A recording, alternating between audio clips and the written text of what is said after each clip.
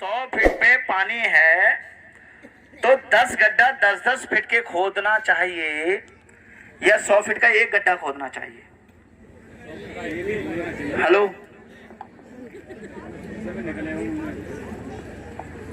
आप लोगों ने बातचीत शुरू कर दी। मैं 2 मिनट और चाहूंगा माताओं बहनों से, सिर्फ और सिर्फ 2 मिनट। बहुत अच्छी बात आज यहाँ पे शुरू हो गई है, ये पर्ची आई है। यदि वाकई आपने अपने परिवार के लिए दर्द लिया है तो बस 5 मिनट और दे दें, आपको बहुत अच्छा सिस्टम यहां से मिलने जा रहा है।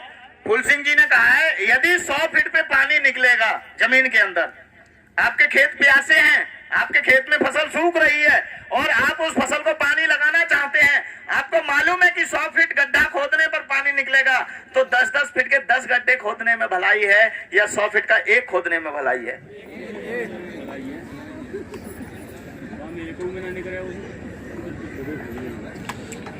अच्छा, एक चीज और बताएं आप, तो ये बात आज ही समझ में आई है मीटिंग में या आज से पहले भी जानते थे आप? हेलो, अरे बोलते क्यों नहीं? पहले भी जानते थे? हाँ, यही तो मैं चाह रहा था, यही सवाल आना चाहिए कि आप पहले भी जानते थे, लेकिन अमल के बिना ज्ञान सार्थक नहीं होता है। अमल के बिना ज्ञान सार्थक नहीं होता है। फर्क इस बात से नहीं पड़ता है कि आप खाना कितना खाते हैं, फर्क इस बात से कतई नहीं पड़ता है कि आप खाना कितना खाते हैं। फर्क तो इस बात से पड़ता है साहब कि आप उसमें से हजम कितना कर पाते हैं। कई लोगों को मेरी सामर्थ्य 20 पूड़ियां हजम करने की, हमारे डायमंड स्टार जितेंद्र जी बैठे हुए, उनकी सामर्थ्य 5 पूड़ियां हजम करने की। अब कंपनी उन्हें हर महीने 6 पूड़ियां दे देती है, तो उन्हें तो कवच होनी ही होनी है, क्योंकि उनकी औकात से ज्यादा मिल रहा है उन्हें। उनके पेट से ज्यादा, अगर किसी को पेट से ज्यादा खिला दोगे कवच हो जाएगी नहीं हो जाएगी?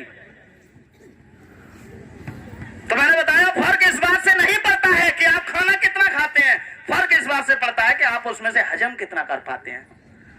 और अगर आप पहले से ही जानते हैं कि 100 फीट पे गड्ढा खोदने से पानी निकलेगा, तो आपने अभी तक इस ज्ञान पर अमल नहीं फरमाया, वो अपच होती हुई चली गई। अमल इसलिए नहीं फरमाया कि आप हमेशा 10-10 फीट के गड्ढे खोदते चले आ रहे हैं। मेरे सीनियर ने भी मुझे समझाया था यही बात, तो मैंने उनसे कहा, मैंने कहा सर वो तो आपकी सारी बात ठीक है, लेकिन दयाशंकर ध्यान रखना, जब 10 फीट खोदने के बाद 11वां फीट तक लगाओगे तो मिट्टी 11 फीट ऊपर फेंकनी पड़ेगी। हेलो, मिट्टी 11 फीट ऊपर फेंकनी पड़ेगी और दूसरा गड्ढा खोद लोगे तो मिट्टी 1 फीट फेंकनी पड़ेगी। अब आसानी कौन से में है? आसान कौन सा है? हेलो, अरे आसान कौन सा है? दूसरा गड्ढा खोदोगे तो 1 ही फीट डालनी है और उसी में लगे रहोगे तो मिट्टी 11 फीट ऊपर जाएगी। तो आसान कौन सा है? हेलो, हैं? 1 फीट वाला आसान है, पानी नहीं निकलने का, ये ध्यान रखना। हाँ, लेकिन अगर 11 फीट ऊपर मिट्टी फेंक दी तो ध्यान रखना, जैसे ही आप 20 फीट पहुंचोगे 21वां फीट खोदोगे तो मिट्टी 21 फीट ऊपर जाएगी। बस ध्यान वही रखना है, जब 90 फीट तक पहुंच जाओगे, 91 फीट तक मारोगे तो मिट्टी 91 फीट ऊपर, और व्यवस्था सारी जुटानी पड़ेगी, चाहे बेशक रस्सी 90 फीट लंबी करनी पड़े। हाँ या ना? हो सकता है आप जब पानी के अच्छे सच्चे मुरीद हैं तो आपको 100 फीट रस्सी भी रखनी पड़ेगी। और ध्यान रखना साथियों, 100 फीट रस्सी रखने से भी पानी नहीं आता है, क्योंकि मैंने जब मेरे क्षेत्र में कुएं खोदते थे तो मैंने देखा था रस्सी 100 फीट नहीं लगती थी, रस्सी 400 फीट लगती थी। 100 फीट का गड्ढा है, उसमें डबल रस्सी बांधी जाती थी, जो भी मिट्टी निकालने का आइटम होता था, डबल दोनों साइडों में, और 2 व्यक्ति खींचने वाले होते थे ऊपर। तो मिट्टी रस्सी कितनी लगेगी? तो आप आज तक जो करते चले आए हैं, 6 महीने में गड्ढा खोदा, ये लाई है, इसमें भी गड्ढा खोदा गया होगा, बीज डाला गया होगा, अब ये पक जाएगी, अब इसे गड्ढे को पाट दिया जाएगा, दोबारा से फिर खोदा जाएगा, नया बीज फिर डाल दिया जाएगा। हेलो, तो किसान क्या कर रहा है? 10 फीट का 100 फीट का एक गड्ढा खोद रहा है या 10-10 फीट के खोदने में लगा है? हेलो, 10-10 फीट के खोदने में लगा है ना, आसानी से खोद जाते हैं। इसलिए तो मैं बता दूं, यदि आप वाकई अपने खेतों की, अपने बच्चों के सपनों की प्यास बुझाना चाहते हैं तो 100 फीट का एक गड्ढा खोदें, लेकिन थोड़ा सा ध्यान रखना कि वही है कि जब एक जगह आप लगे रहते हैं, तो किसी ने कहा है भटको ना अपने पथ से तो सब कुछ पा सकते हो प्यारे, और ये जमी के लोग क्या आप ला सकते हो तोड़कर आसमां के तारे, आप ला सकते हो तोड़कर आसमां के तारे। और मैं ड्रीम हाउस का एक बहुत छोटा सा नुस्खा आप लोगों के लिए बताना चाह रहा हूं। मैंने जब चलना शुरू किया, कोई भी व्यक्ति चलना शुरू कर दे, 2 प्लान प्रतिदिन दिखाना शुरू कर दे, आस्था के सीखने के बाद 3 महीने से ज्यादा नहीं लगेंगे उसे सिल्वर होने में। हो सकता है यहां पर मंच पे 3 महीने के कुछ सिल्वर स्टार भी बैठे हों। मैं बड़े दावे के साथ कहता हूं मेरा सिल्वर 3 महीने में हुआ, और जब मेरा 3 महीने में सिल्वर हो गया था तो मैंने अपने सीनियर से कहा, मैंने कहा आगे कैसे होगा। सीनियर बोले जो 105 की टीम बनी है, उस 105 की टीम में से 5 लोग निकाल लीजिए जो आपका सम्मान करते हैं, जो आपकी बात मानते हैं, उनको सिल्वर बना दीजिए। मैंने उनका छटान किया, और छांट करने के बाद उनसे पूछा कि आप कितने समय में सिल्वर बनना चाहते हैं। उनकी तारीख उनकी डायरी में लिखी, और उनकी तारीख अपनी डायरी में लिखी, और मैं 3 महीने में सिल्वर बना। मैंने उन्हें 6-6 महीने का वक्त दे दिया। कितने महीने का? जो काम मैं 3 महीने में कर सकता हूं, मेरा सामने वाला 6 महीने में करवा सकता हूं या नहीं करवा सकता हूं मैं उससे। हेलो, सिल्वर तक आप काम करने वाले होते हैं, और सिल्वर के बाद आपको काम करवाना होता है। क्या आप जीवन भर काम करने वाले बनकर रहना चाहते हैं, काम करवाने वाले बनना चाहते हैं? काम करवाने वाले। हेलो, क्या बनना चाहते हैं आप? जीवन भर काम करने वाले बनकर रहना चाहते हैं, जीवन जिंदगी में काम करवाना चाहते हैं लोगों से? अगर आप काम करवाना चाहते हैं तो लीडर ढीला बिजनेस गीला, लीडर ढीला बिजनेस गीला। यदि आप लोगों से काम करवाना चाहते हैं तो leader tight business right, leader tight business right. अगर आप राइट दिशा में चलना चाहते हो तो आपको टाइट रहना होगा। खेल समझ लिया है? मैंने 6 महीने के लिए उनको समय दिया, और मैं लग गया उनके साथ, जिसमें कालीचरण जी भी आते हैं। इनकी भी मदद ली। अभी आपको बता के गए थे, मैंने तो सोच लिया चालान कटेगा, इनका कटेगा, पेट्रोल फूकेगा, इनका फूकेगा। अपने रिश्तेदार के यहाँ मेहमानदारी करनी है। कोई बात नहीं, मेहमानदारी कब तक करोगे? जब पैसा आएगा सब मेहमानदारी भूल जाओगे। बहन जी ने बताया था हम अपने मायके के लोगों को भूल गए हैं, क्योंकि पैसा आ रहा है ना। आपकी कही हुई सारी बातें हैं ये। मेहमानदारी भी भूल जाता है आदमी जब पैसा आता है तो।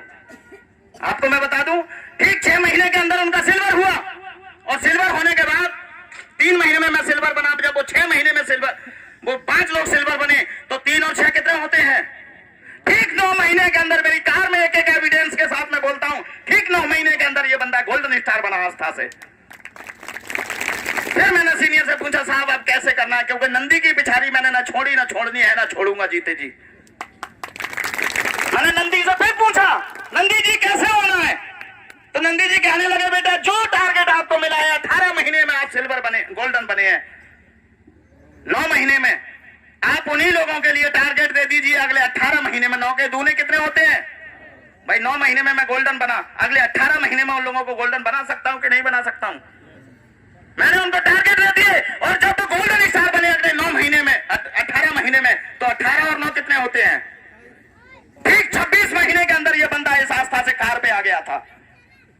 ठीक 26 महीने के अंदर इस बंदे का डायमंड स्टार फाइनल हुआ था। ऐसे ही थोड़ी होता है साहब, लगना पड़ता है। क्योंकि लगन एक छोटा सा शब्द है, लेकिन जिसको लग जाती है उसके जीवन को कामयाब बना देती है। और उसके बाद फिर मैंने पूछा, मैंने कहा सर अब कैसे होगा? बोले दयाशंकर अब पूछने की क्या जरूरत है, अब तो आप डायमंड स्टार हो, यहां तक लोगों को पहुंचा दो, लेकिन टाइम दुगना दे दो। 27 दूनी, हेलो 27 दूनी, अगले 54 महीने में उन लोगों को डायमंड तक पहुंचाया।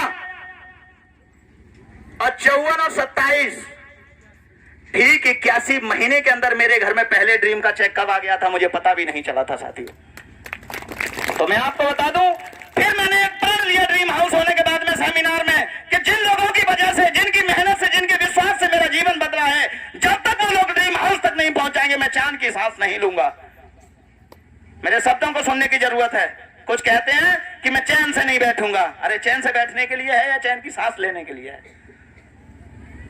मैंने कहा जब तक वो लोग ड्रीम हाउस नहीं पहुंच जाते मैं चैन की सांस नहीं लूंगा। बस लग गया उसी कदम में मेरे घर में। कब? 31 मार्च 2021 में, अभी जो लॉकडाउन लगा था 20 में, कब मेरे छोटे भाई के नाम से दूसरा ड्रीम फाइनल होकर के आ गया मुझे ये भी नहीं पता चला। तो साथियों, ये एक विशेष व्यापार है। यहां पर यदि आपने बस मन बना लिया कि मुझे लोगों का भला करना है, भले का उल्टा क्या होता है?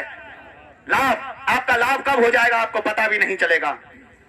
तो एक विशेष व्यापार आपके सामने आया हुआ है।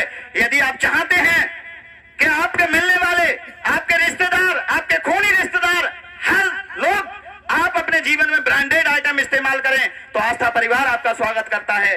ज्यादा ना कहते हुए, अपनी वाणी को विराम देते हुए मैं सिर्फ इतना ही रखूंगा, कहूंगा, रात नहीं ख्वाब बदलता है, रात नहीं ख्वाब बदलता है। जज्बा रखो जीतने का, जज्बा रखो जीतने का। किस्मत बदले ना बदले, लेकिन दोस्तों मेरा पक्का अनुभव है, वक्त जरूर बदलता है।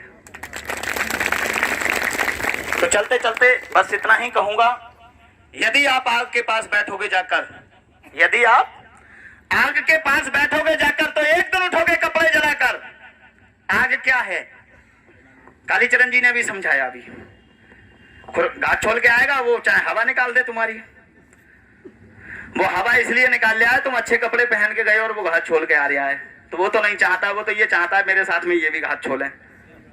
तो बताओ, उसकी मानोगे तो घास छोलोगे और यहाँ के लीडर की मानोगे तो अच्छे अच्छे रहोगे। और जब आप अच्छे रहोगे तो जलेंगे नहीं वो, है? आग हो गए नहीं होंगे वो। तो लिखा है, यदि आप आग के पास बैठोगे जाकर तो एक दिन उठोगे कपड़े जलाकर, और यदि आप आस्था के फूलों में बैठोगे आकर, तो मैं बड़े दावे के साथ कहता हूं आप सभी लोग उठोगे निश्चित रूप से